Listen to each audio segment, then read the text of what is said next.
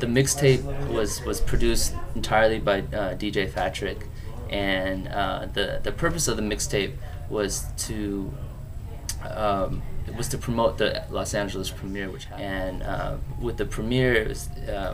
besides the film on Chrissy Jima, there was performances by modern day cultural workers, specifically hip hop artists Bamboo, Kiwi, and a hip hop group named Blue Scholars out of Seattle, and also Nobuko Miyamoto and Charlie Chin, who were Chrissy Jima's old singing partners. So the whole strategy of the premiere as well as the mixtape was trying to connect the Asian American movement, Chrissy Jima, and his music to kind of the present day Asian American movement, and as well as the music that's coming out, kind of the soundtrack of our generation's movement. So yeah, that was probably one of the most fun parts of the whole project was working with DJ Fatrick on putting it together, because personally I think I'm much more I identify much more with hip hop culture and hip hop generation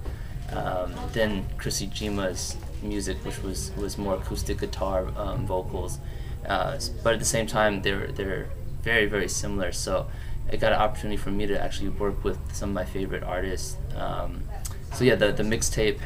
it's a mixture of both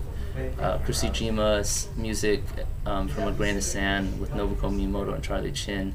and as well as music from Blue Scholars, Bamboo and Kiwi, and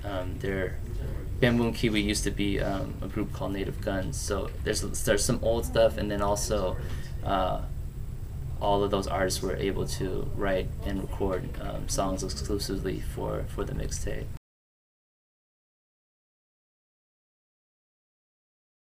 Well, I think that, even within hip hop culture now, I think the whole concept of a mixtape is pretty phenomenal in that it's utilizing internet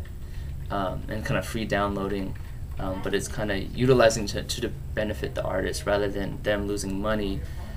They put stuff out for free, which kind of, I think, opens up a wider fan base for newer audiences. So yeah, from the beginning it was going to be free.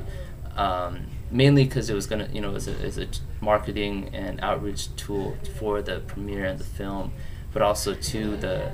artists donated all their time and money, and they only actually agreed to do it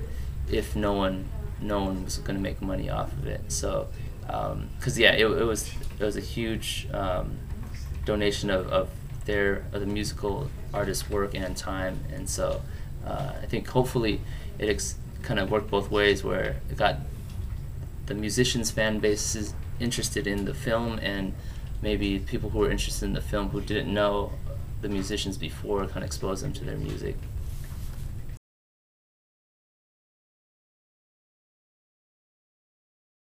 I think yeah, it was pretty much a dream come true. It was something that I had been wanting and envisioning ever since my